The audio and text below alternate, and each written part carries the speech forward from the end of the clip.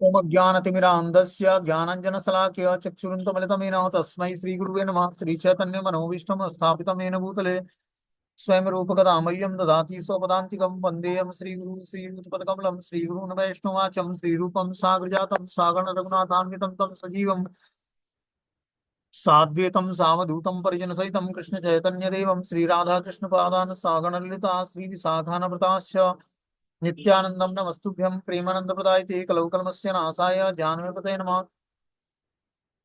नमो महावदन्याय कृष्ण प्रियं प्रदायते कृष्णाय कृष्ण चैतन्य नामिने गौरद्विष नमः। पंचतत्वात्मकं कृष्णं भक्त रूप स्वरूपकं भक्तावतारं भक्ताख्यं नमामि भक्ति शक्तिकम्। हे कृष्ण करुणा सिंधु दीनबंधु जगतपते गोपेश गोपिका कांत राधा कांत नमस्तुते तप्त कांचन गौरांगे श्री राधे वृंदावनेश्वरी वृषभानुसुते देवी प्रणमामि हरिप्रिये वाञ्छाकल्पतरुवृक्ष कृपा सिन्धुभ्यो च पतितानां पावनेभ्यो वैष्णवेभ्यो नमो नमः। जय श्री कृष्ण चैतन्य प्रभु नित्यानंद श्री अद्वैत गदाधर श्रीवासादि श्री गौर भक्तवृंद। हरे कृष्ण कृष्ण कृष्ण हरे हरे, हरे राम राम राम हरे हरे।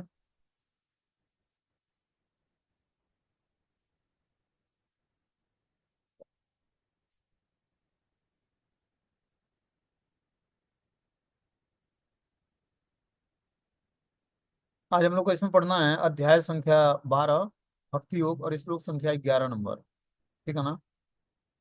तो रिव्यू किया जाएगा कि क्या हम लोगों ने पढ़ा था, क्या सुना था उसके बारे में। बताया था कि हे अर्जुन हे धनंजय, यदि तुम अपने चित्त को अविचल भाव से मुझ पर स्थिर नहीं कर सकते हो तो तुम भक्तियों के विधि विधानों का पालन करो, इस प्रकार तुम मुझे प्राप्त करने की चाह उत्पन्न करो। मतलब और जो तुम अविचल मतलब बिना विचलित हुए अपने चित्त को मुझ में स्थिर नहीं कर पा रहे हो तो तुम्हें भक्तियों के विधि विधानों का पालन करना चाहिए।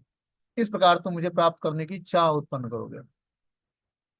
यदि तुम भक्तियों के विधि विधानों का भी अभ्यास नहीं कर सकते तो मेरे लिए कर्म करने का प्रयत्न करो, क्योंकि मेरे लिए कर्म करने से तुम पूर्ण अवस्था को प्राप्त हो जाओगे।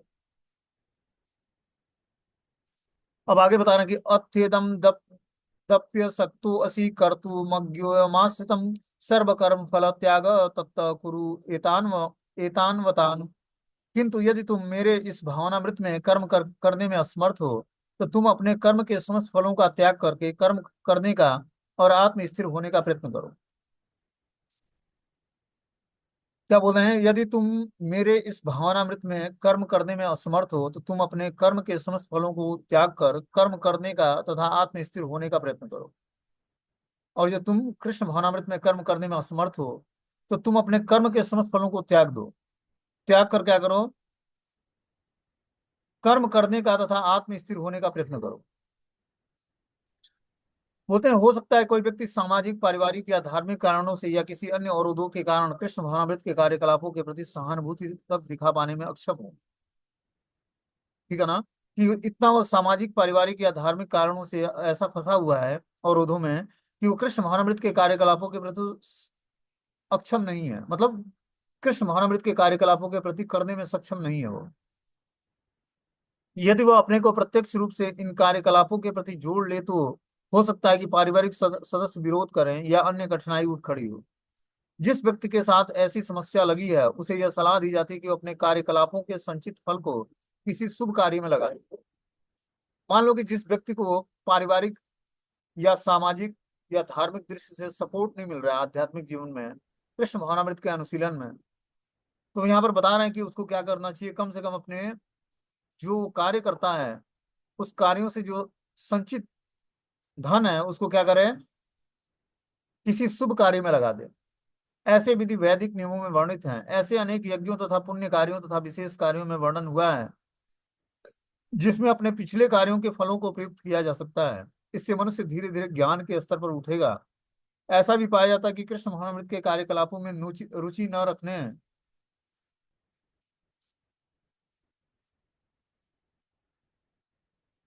पर भी जब मनुष्य किसी अस्पताल या किसी सामाजिक संस्था को दान देता है तो वो अपने कार्यकलापों की गाढ़ी कमाई का परित्याग करता है। यहाँ पर इसकी भी संस्तुति की गई है, क्योंकि अपने कार्यकलापों के फल के परित्याग के अभ्यास से मनुष्य क्रमशः अपने मन को स्वच्छ बनाता है। उस विमल मन स्थिति में वह कृष्ण महामृत को समझने में समर्थ होता है।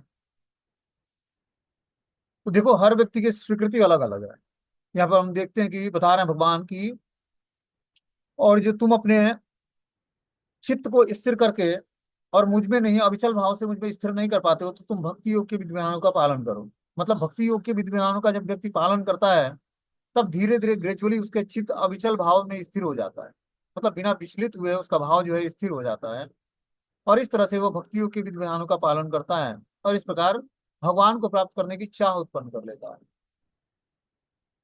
यदि तुम भक्ति योग के विधि विधानों का भी अभ्यास नहीं कर सकते हो, तो मेरे लिए कर्म करने का प्रयत्न करो। बोलते हैं, अगर जो मान लो कि कोई व्यक्ति भक्ति योग के नियमों का भी पालन नहीं कर सकता है, तो भगवान के लिए कर्म करे। और जो कर्म करने में भी असमर्थ है, तो बता रहे हैं कि तुम जो कर्म के समस्त फलों को त्याग कर कर्म करने का तथा आत्मस्थिर होने का प्रयत्न करो। मतलब जो आपने कर्म किया है, जो उससे संचित किया है, उस फलों का त्याग करो भगवान के लिए। या फिर अलग अलग शुभ कार्यों के लिए, जैसे अस्पताल खोलना या सामाजिक संस्था को दान देना। ये कृष्ण भावनामृत कर्म नहीं है, लेकिन धीरे धीरे उसका हृदय विमल होगा, और फिर वो कृष्ण भावनामृत के कार्यों का अनुशीलन करने के योग्य हो पाएगा। या हॉस्पिटल खुलवाना या सामाजिक संस्था को दान देना, यह कृष्ण भावनामृत कर्म में नहीं आता है। लेकिन उसके बाद भी बता रहे हैं कि अगर जो व्यक्ति भक्ति योग के विधि विधानों का अभ्यास नहीं कर सकता है, तो भगवान के लिए कर्म करने का प्रयत्न करे। वो भी नहीं कर सकता है, तो जो वो अपना कर्म करता है उसके समस्त फलों को त्याग दे भगवान के लिए, मतलब पुण्य कर्म करने में अपने उस धन को लगाए। उससे क्या होगा, धीरे धीरे उसको कृष्ण भावनामृत के अनुशीलन में उसका हृदय विमल होगा, और मन स्थिति कृष्ण भावनामृत को समझने में समर्थ होगी। कृष्ण भावनामृत किसी अन्य अनुभवों का पर आश्रित नहीं है, क्योंकि कृष्ण भावनामृत स्वयं मन को विमल बनाने वाला है। यदि कृष्ण भावनामृत को स्वीकार करने में किसी प्रकार का अवरोध हो, तो मनुष्य को चाहिए कि अपने कर्म फलों का परित्याग करने का प्रयत्न करे। ऐसी दशा में समाज सेवा, समुदाय सेवा, राष्ट्रीय सेवा, देश के लिए उत्सर्ग आदि कार्य स्वीकार किए जाते हैं, जिससे एक दिन मनुष्य भगवान की शुद्ध भक्ति को प्राप्त हो सकता है। जैसे मान लो कि हमारे घर के सदस्यों के प्रति वो भगवान की भक्ति करना नहीं चाहते हैं, या फेवरेबल कंडीशन है, उसके बाद भी स्वीकार नहीं करते हैं, तो उनकी जो गाढ़ी कमाई है उसको क्या करें हम, सामाजिक संस्थाओं को दान दें या अस्पताल खोलें, चाहे इस तरह के जो है सामाजिक संस्था जो शुभ कार्य है उसको कराएं उनसे।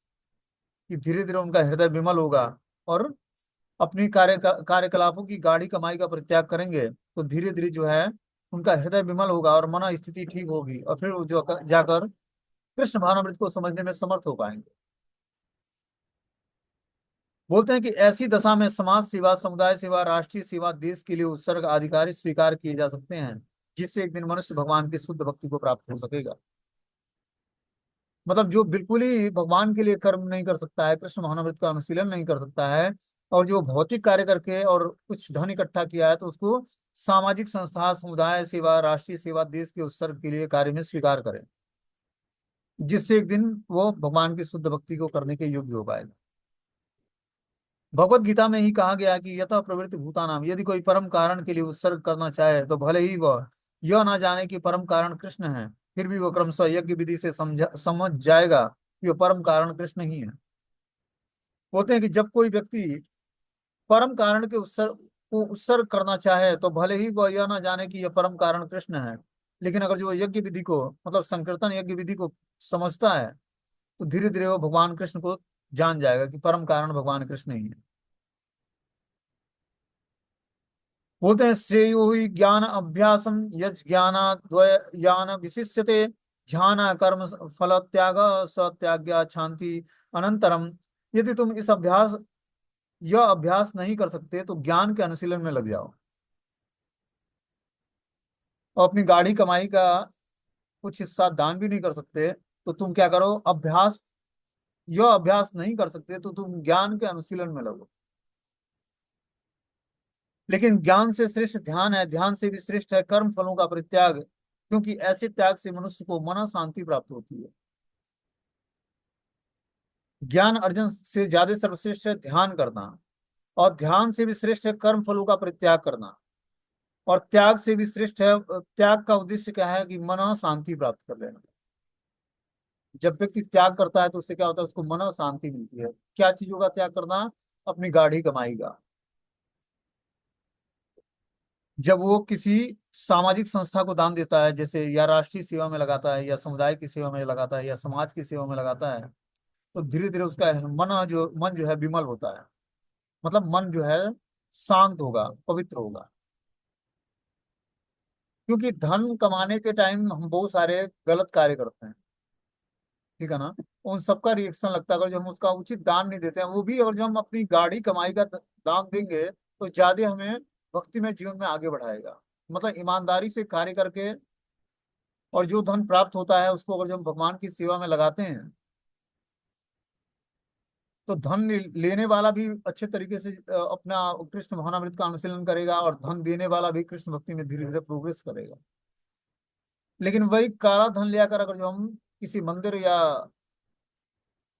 किसी भी संस्था को दान देते हैं तो उससे क्या होगा, व्यक्ति पतित हो जाए। इसीलिए ईमानदारी से कमाया हुआ धन को जब व्यक्ति दान देता है तो उसके आध्यात्मिक प्रोग्रेस होता है।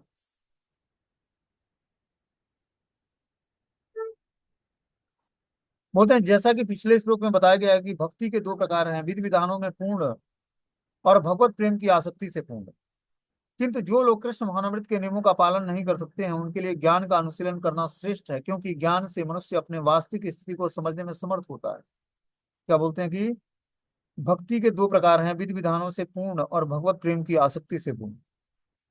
पहले व्यक्ति विधि विधानों का पालन करता है, ठीक है ना, डूज एंड डोंट्स, क्या करनी है और क्या अकरनी है, इसको धीरे धीरे पालन करता है। ये पहली विधि है कि विधि विधानों का पालन करना, जो भक्ति के अनुकूल है उसको स्वीकार करना, जो प्रतिकूल है उसका वर्जन करना। तब धीरे धीरे वो भगवत प्रेम की आसक्ति से पूर्ण हो जाता है। ये सेकेंडरी स्थिति है। जब वो विधि विधानों का पालन करेगा तब जाकर भगवत प्रेम की आसक्ति से पूर्ण होगा, तब वो सेकेंड पोजीशन में आएगा। किंतु जो लोग कृष्ण भावनामृत के नियमों का पालन नहीं कर सकते उनके लिए ज्ञान का अनुशीलन करना श्रेष्ठ है। तो क्या करें, ज्ञान का अनुशीलन करें, मतलब आध्यात्मिक ज्ञान को सुनने का समझने का प्रयास करें, क्योंकि ज्ञान से मनुष्य अपने वास्तविक स्थिति को समझने में समर्थ होता है। जब वो ज्ञान अर्जन करेगा तभी वो अपने वास्तविक स्थिति को जान पाएगा। इस भौतिक संसार में आध्यात्मिक ज्ञान न तो मिलता है और न भी व्यक्ति चाह करता है आध्यात्मिक ज्ञान सीखने की, ठीक है ना। और तब तक जब तक वो सीखने की चाह उत्पन्न नहीं करेगा या सीखना नहीं चाहेगा तब तक वो अपने वास्तविक स्थिति से वाकिफ नहीं होगा, तब तक वो माया के भ्रम से छूटेगा नहीं। और जब तक माया के भ्रम से छूटेगा नहीं तब तक इस भौतिक संसार में दुखी रहेगा व्यक्ति। क्योंकि संसार दुखालयम अशाश्वतम असुखम लोके है, और ये किस कारण से है, माया के प्रभाव के कारण। लेकिन जब वही जीवात्मा भगवान की शरण ग्रहण करता है, भगवान के आध्यात्मिक ज्ञान का अनुशीलन करता है, तब अपनी चेतना को धीरे धीरे आध्यात्मिक ज्ञान के अनुशीलन से उत्कृष्ट स्थिति में ले आता है। और तब जाकर उसके अंदर धीरे धीरे जो है भ- भगवान की भक्ति के गुणों को का कल्टीवेशन होता है। होते हैं ऐसी भी विधियां हैं जिससे मनुष्य अपने को परम ब्रह्म मान बैठता है, और यदि कोई भक्ति करने में असमर्थ है तो ऐसा ध्यान भी अच्छा है। यदि कोई इस प्रकार से ध्यान नहीं कर सकता तो वैदिक साहित्य में ब्राह्मणों, क्षत्रिय, वैश्यों और शूद्रों के लिए कतिपय कर्तव्यों का आदेश है, जिसे हम भगवत गीता के अंतिम अध्याय में देखेंगे। लेकिन प्रत्येक दशा में मनुष्य को अपने कर्म फलों का त्याग करना होगा, जिसका अर्थ है कि कर्म फलों को किसी अच्छे कार्य में लगाना होगा। अब देखो यहाँ पर क्या बता रहे हैं भगवान।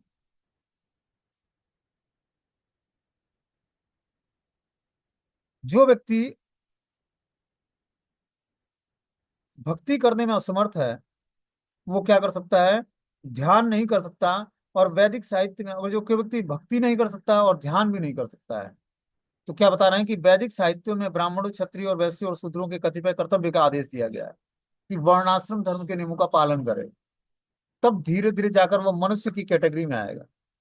जब व्यक्ति वर्ण और आश्रम के हिसाब से अपने कर्तव्य करता है, प्रेस्क्राइब ड्यूटी करता है, जैसे मान लो कि ब्रह्मचारी है, गृहस्थ है, वानप्रस्थ है या सन्यासी है, या फिर ब्राह्मण है, क्षत्रिय है, वैश्य है या शूद्र है, तो उसकी कुछ प्रेस्क्राइब ड्यूटी है वेदों के नियम के अनुसार।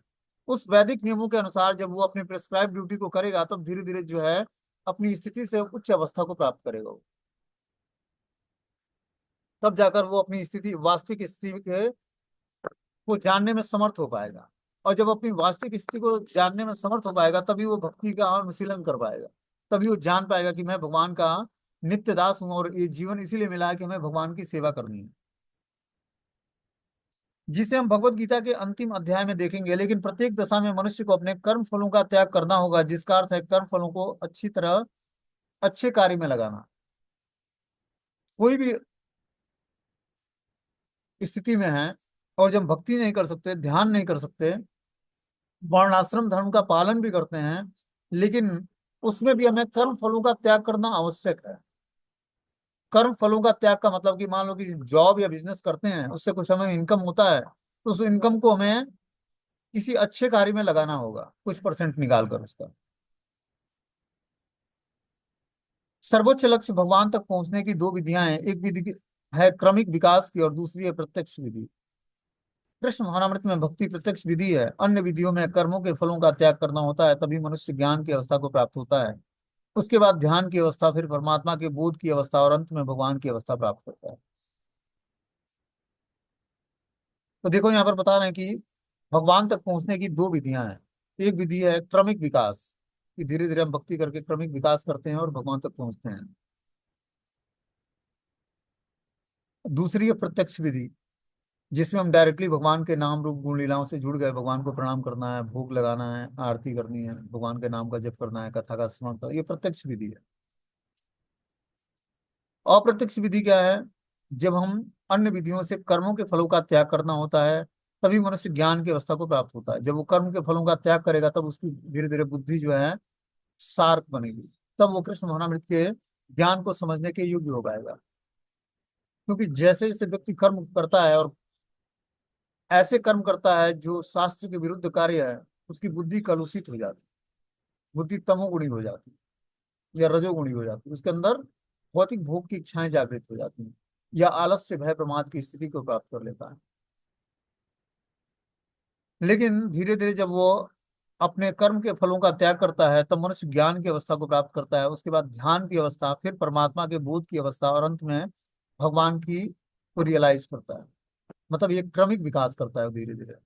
पहले कर्म के फलों का त्याग करेगा, तब वो आध्यात्मिक ज्ञान को अनुशीलन करने की अवस्था प्राप्त करेगा, तब वो ध्यान की अवस्था को प्राप्त करेगा, फिर परमात्मा का बोध करेगा और अंत में भगवान की अवस्था को प्राप्त कर लेगा। ये मतलब क्रमिक विकास है। जो डायरेक्टली भगवान की भक्ति नहीं कर सकता है, वो इस तरह से क्रमिक विकास करके भगवान तक पहुंच सकता है। मनुष्य चाहे जो एक एक पग करके आगे बढ़ने की विधि अपना सकता है या प्रत्यक्ष विधि ग्रहण कर सकता है, लेकिन प्रत्यक्ष विधि हर एक के लिए संभव नहीं है। अतः अप्रत्यक्ष विधि ही अच्छी है। लेकिन यहाँ यह समझ लेना होगा कि अर्जुन के लिए अप्रत्यक्ष विधि नहीं सुलझाई गई है, क्योंकि वो पहले परमेश्वर के प्रति प्रेमा भक्ति की अवस्था को प्राप्त था। यह तो उन लोगों के लिए है जो इस अवस्था को प्राप्त नहीं है। उनके लिए तो त्याग, ज्ञान, ध्यान और परमात्मा और ब्रह्म की अनुभूति की क्रमिक विधि ही पालनीय है। लेकिन यहाँ पर भगवत गीता का संबंध है, उसमें तो प्रत्यक्ष विधि पर बल दिया गया है। प्रत्येक व्यक्ति को प्रत्यक्ष विधि ग्रहण करके और भगवान कृष्ण की शरण में जाने की सलाह दी जाती है। तो हमने अप्रत्यक्ष विधि भी बताया, और प्रत्यक्ष विधि क्या है? डायरेक्टली भगवान की श्रवणम कीर्तनम विष्णु स्मरणम पाद सेवनम अर्चनम वंदनम दास्यम साख्यम आत्मनिवेदनम, इस मेथड को हम फॉलो करना शुरू कर। तो ये प्रत्यक्ष विधि है। अप्रत्यक्ष विधि है जब हम त्याग, ज्ञान, ध्यान, परमात्मा, ब्रह्म अनुभूति, इस तरह से जब हम क्रमिक नियमों का पालन करते हैं, तो यह प्रत्यक्ष विधि। अप्रत्यक्ष विधि के अनुसार हम धीरे धीरे लंबे समय के बाद भगवान तक पहुंच पाते हैं। लेकिन अगर जो कोई व्यक्ति प्रत्यक्ष विधि का पालन करता है, भक्तियों के नियमों का पालन करता है, तो डायरेक्टली भगवान को जान जाएगा और भगवान से उसका रिसिप्रोकेशन, आदान प्रदान शुरू हो जाएगा। आगे बता रहे हैं कि अद्वेष्टा सर्वभूतानां मैत्रं करुण एव च, निर्ममो निरहंकारो सम दुःखम सुखम च मे, संतुष्टो सततम योगी यत्तात्मा दृढ़ निश्चय, मयि अर्पित मनोबुद्धि मद्भक्ता समे प्रिय। जो किसी से द्वेष नहीं करता, लेकिन सभी जीवों का दयालु मित्र है, जो अपने को स्वामी नहीं मानता, मिथ्या अहंकार से मुक्त है, जो सुख दुख में संभाव रहता है, सहिष्णु है, सदैव आत्मतुष्ट रहता है, आत्मसंयमी है, तथा जो निश्चय के साथ मुझ में मन तथा बुद्धि को स्थिर करके भक्ति में लगाता है, ऐसा भक्त ये अत्यंत प्रिय है। यहाँ पर भगवान बताना चाहते हैं कि कौन सा भक्त भगवान को अत्यंत प्रिय है। बोलते हैं न, जो कोई विषय किसी से द्वेष नहीं करता है, सभी जीवों का दयालु मित्र है, सभी जीवों पर दया भावना विकसित कर रखा है, जो अपने को स्वामी नहीं मानता, मिथ्या अहंकार से मुक्त है, जो अपने को इस भौतिक संसार में स्वामी नहीं बल्कि दास के रूप में प्रस्तुत करता है कि मैं सबका दास हूं और भगवान का भी दास हूं, और मिथ्या अहंकार से जो मुक्त है, सुख दुख में संभाव रहता है, सहिष्णु है, सदैव आत्मतुष्ट रहता है, आत्म संयमी व्यक्ति है, तथा जो निश्चय के साथ मुझ में मन और बुद्धि को स्थिर करके भक्ति में लगा रहा है, ऐसा भक्त भगवान को अत्यंत प्रिय है।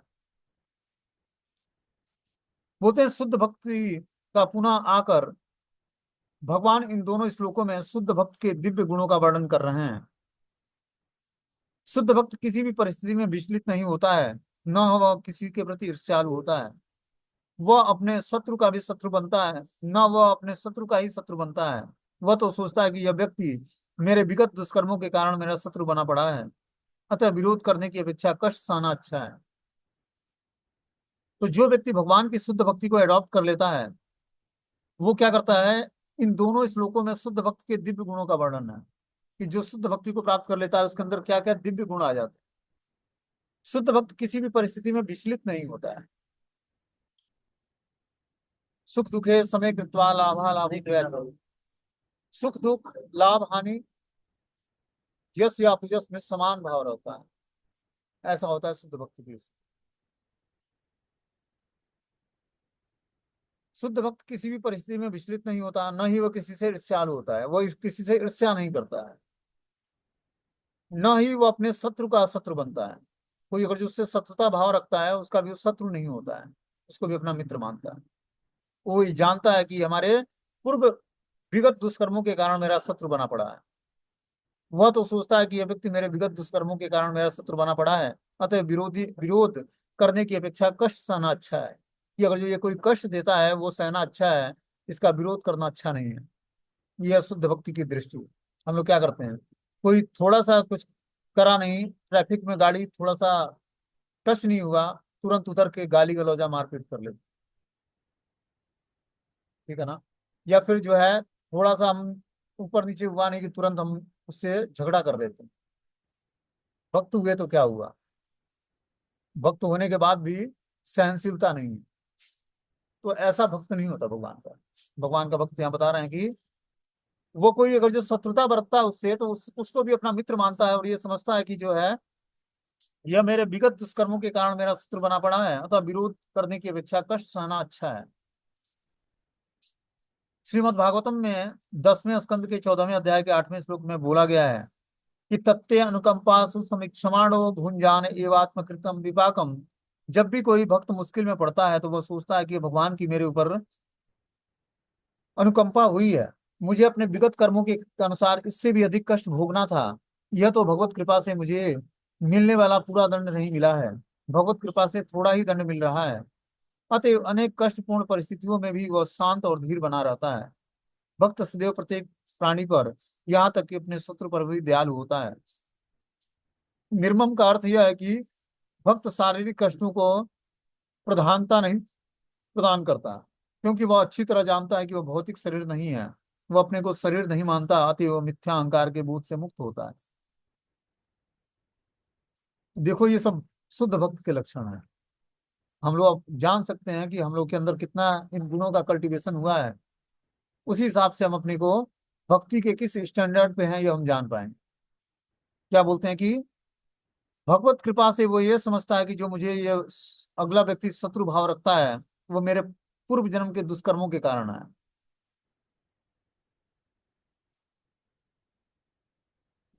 अतएव अनेक कष्ट पूर्ण परिस्थितियों में भी वह सदैव शांत और धीर बना रहता है। कि विपरीत परिस्थितियां भी आती हैं उसके जीवन में, उसके बाद भी वो कोई रिएक्शन नहीं लेता है। भक्त सदैव प्रत्येक प्राणी पर, यहाँ तक कि अपने शत्रु पर भी दयालु होता है। शत्रु भाव कोई रखता है उस पर भी भगवान से प्रेयर करता है कि आप इन पर दयालु हुई हैं, इनको बुद्धि प्रदान कीजिए। जैसे हरिदास ठाकुर का हमने एग्जाम्पल बताया था कि हरिदास ठाकुर को काजी ने 22 बाजारों में घसीटा और मारा कोड़ों से, उसके बाद भी हरिदास ठाकुर जी जो हैं इस सिपाहियों के लिए प्रेयर कर रहे हैं भगवान चैतन्य महाप्रभु से। हे गौरांग महाप्रभु, इस इनको पता नहीं कि ये कर क्या रहे हैं, इनको आप बुद्धि प्रदान करें जिससे ये गलतियां करना बंद कर दें। तो ऐसा हृदय होता है भगवान के शुद्ध भक्तों का, दयालु भरा हृदय, कि जो व्यक्ति उनसे बदला लेने का या शत्रु भाव भी रखता है उसके प्रति भी वो भगवान से प्रेयर कर रहे हो तो कि इनकी स्थिति को सुधारिए, इनके मन और बुद्धि को एकाग्र करिए और इन पर कृपा करिए। बता रहे हैं, निर्मम का अर्थ है यह भक्त शरीर के कष्टों को प्रधानता नहीं देता है, क्योंकि वह अच्छी तरह जानता है कि वो भौतिक शरीर नहीं है। तो भौतिक शरीर में बहुत सारे कष्ट आते हैं, लेकिन जब व्यक्ति भक्ति करता है तो भौतिक धरातल से अपने को ऊपर उठा लेता है।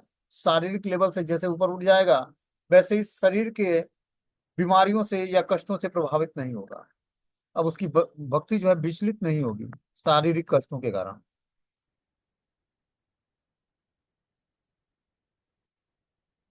अतएव कोई भी उसे विचलित नहीं कर सकता है। इन समस्त गुणों के फलस्वरूप वो अपने मन और बुद्धि को पूर्णतया परमेश्वर में स्थिर करने में समर्थ होता है। भक्ति का ऐसा आदर्श अत्यंत दुर्लभ है, लेकिन भक्त भक्ति के विधि विधानों का पालन करते हुए उसी अवस्था में स्थिर रहता है, और फिर भगवान कहते हैं कि ऐसे भक्त मुझे अत्यंत प्रिय हैं, क्योंकि भगवान उसकी कृष्ण भावनामृत से युक्त कार्यकलापों से सदैव प्रसन्न रहते हैं। तो भक्ति का वास्तविक उद्देश्य क्या है कि हमारे अंदर गुणों का कल्टीवेशन होना।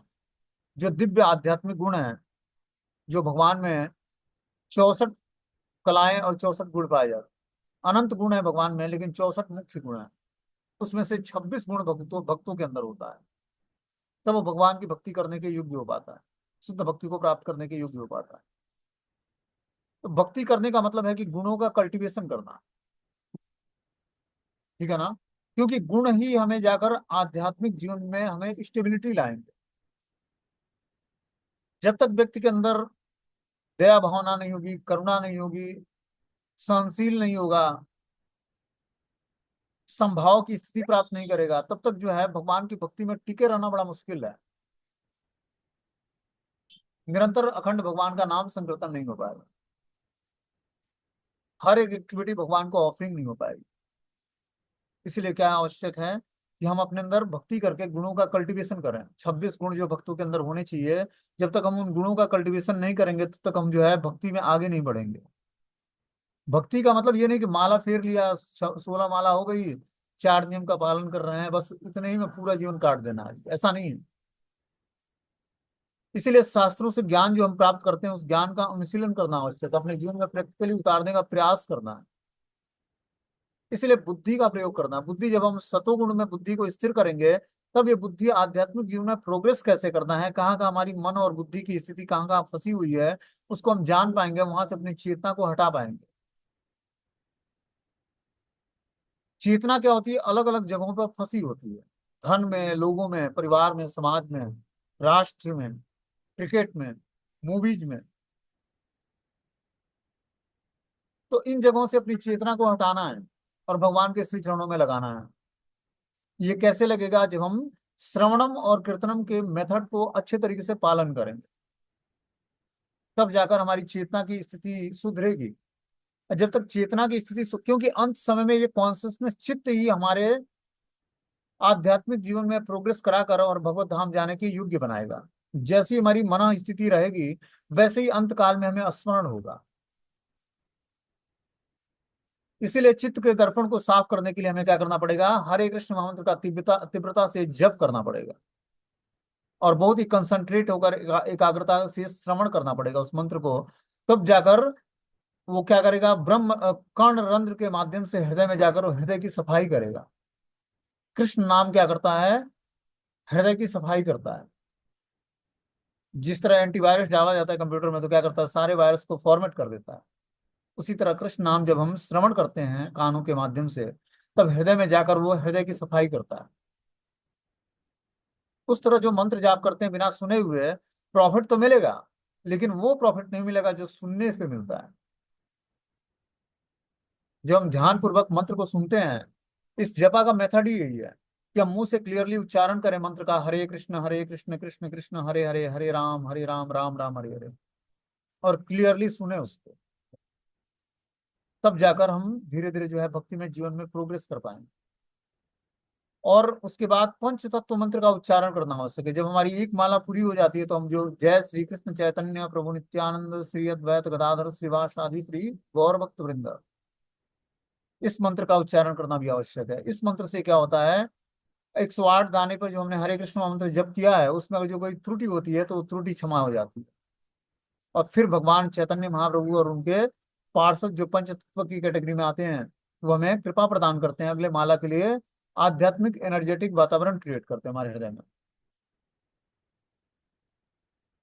इसीलिए पंच तत्व का मंत्र भी हमें हर माला के अंत में उच्चारण करना है। आवश्यकता लगे तो अपने गुरु जी का प्रणाम मंत्र, अपने परम गुरुदेव का प्रणाम मंत्र, छह गोस्वामी का प्रणाम मंत्र भी हमें बीच बीच में उच्चारण करना चाहिए जब हमारा मन जो है चंचल हो, विचलित हो। और हमें मन की चालों को समझना पड़ेगा। जब हम आध्यात्मिक एक्टिविटी करते हैं, कथाओं का श्रवण करते हैं या मंत्र जाप करते हैं, तो मन को हमें ऐसे शार्प बनाना होगा कि वो विचलित हो तो हमें पता लग जाए।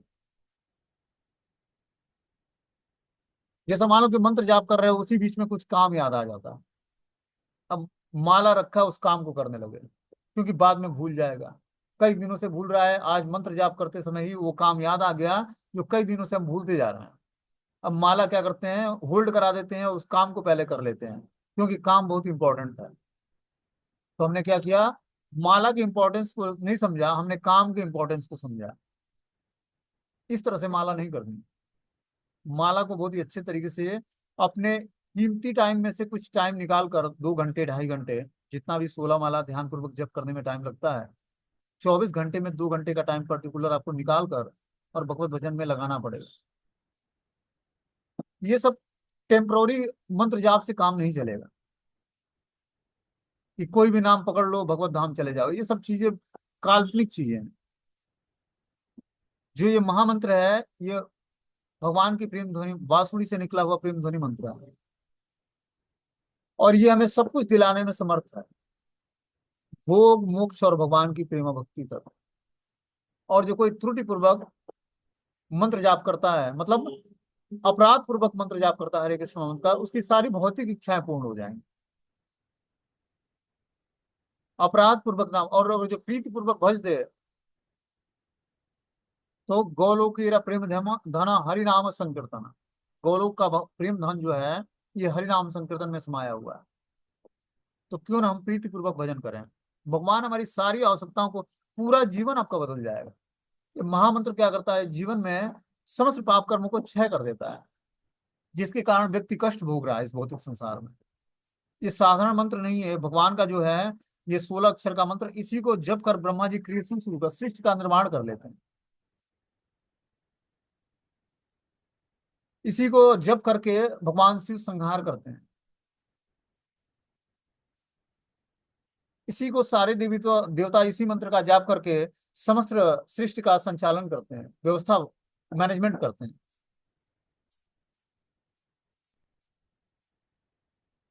और इसी को जाप करके भक्त लोग जो है भगवान के धाम चले जाते हैं।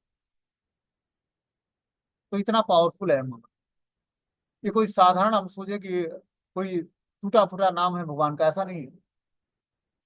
इसको महामंत्र बोलते हैं। महामंत्र मतलब इसको जप करने से सब कुछ प्राप्त हो जाएगा, जो जो हमारी इच्छा है सब कुछ भगवान तृप्त कर देंगे।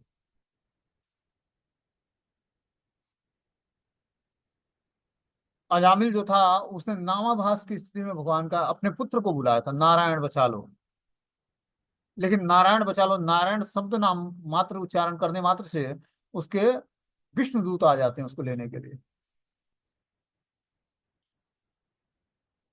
तो कोई व्यक्ति जो है प्रेयर्स, भगवान के लिए प्रीति पूर्वक भजन करता है, और वो भी महामंत्र का जाप करता है, इसमें कृष्ण और राम का नाम है, तब तो पूछना ही नहीं कि उसको क्या प्राप्त होने वाला है। तो इसलिए हमें क्या करना है, प्रीति पूर्वक भजन करनी है। प्रीति पूर्वक भजन का मतलब है कि हम अपने मन और बुद्धि को एकाग्र करें, हर विषयों से खींचकर और मन में लगाएं, मंत्र में लगाएं। जब हम मंत्र को एकाग्र पूर्वक ध्यान पूर्वक सुनते हुए जप करेंगे, तब जाकर धीरे धीरे जो है, आप अगर जो 16 माला का ध्यान पूर्वक जप कर लेते हो, धीरे धीरे मन और बुद्धि एकाग्र हो जाएगा। और इस तरह कंटिन्यूटी में अगर जो करते हो, तो धीरे धीरे पूछना ही नहीं, मनो स्थिति इतनी सुधर जाएगी, और धीरे धीरे हमारी चेतना बहुत ही उत्कृष्ट हो जाएगी, और बुद्धि बहुत शार्प हो जाएगी। तो हमें महामंत्र का ध्यान पूर्वक जब, जितना ही हम ध्यान पूर्वक जप करेंगे, उतना ही हम आध्यात्मिक प्रोग्रेस कर पाएंगे। और यही सारे आध्यात्मिक ज्ञान का अनुशीलन, या फिर जो भी हम पर्टिकुलर आध्यात्मिक सेवाएं करते हैं, उसका उद्देश्य यही है कि भगवत नाम में हमारी रुचि और आसक्ति हो जाए। तभी जाकर हमें भाव और प्रेम की दशा को प्राप्त हम कर पाएंगे। हरे कृष्ण।